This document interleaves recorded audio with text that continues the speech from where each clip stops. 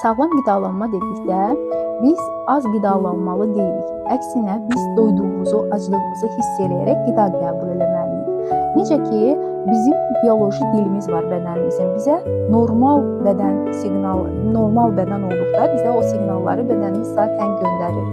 Ac olduqda bizim yemək istəyimiz olur, tox olduqda onu hiss edə bilirik.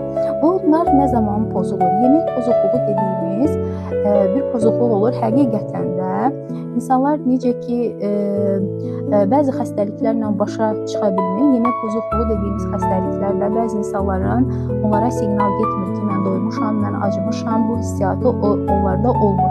Onlar davamlı ağızlarına bir şey atışdırmalıqla günlərini belə keçirirlər. Bu insanlar sağlıqlı qida vərdişi deyilən bir sistemi yoxdur. Bunlar gərək bir aylıq diyet menüsü ilə öz sağlıqlı qidalanma planını öyrənsinlər.